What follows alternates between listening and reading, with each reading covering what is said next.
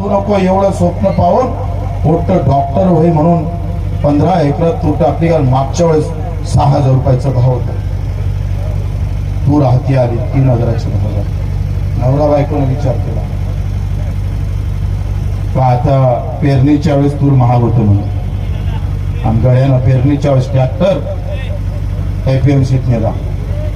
तुरीचे भाव 2,000 झाले. सगळं संपलं. BSc BCom झालेला आणि सरपंच असणारा त्यानं खर लिहून ठेवला खरा. कारण त्यावेळेस तुरीची डाळ आयात झाली होती. थोडं थांब रे. आणि त्या आयात केल्यामुळं तुरीचे भाव पडले होते. सरकार कोणाचं असू दे,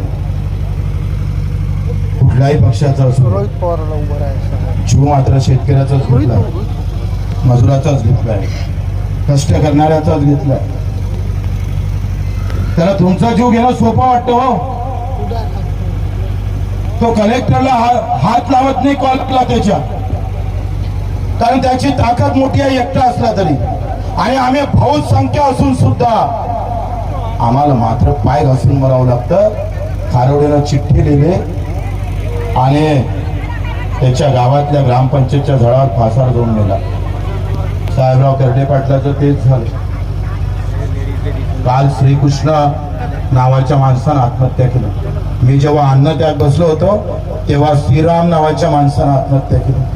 भाजपच्या राज्यात श्रीरामाला रामाला आत्महत्या करावं लागतं, श्रीकृष्णाला आत्महत्या करावं लागतं. काल परवा गजाननला आत्महत्या करावं लागले. साऱ्या धर्म आम्ही पाहतोय मंदिर बांधून जेवढं पुण्य कमावलं ना तेवढं पाप कमावलंय तुम्ही, तेवढं पाप कमावलंय.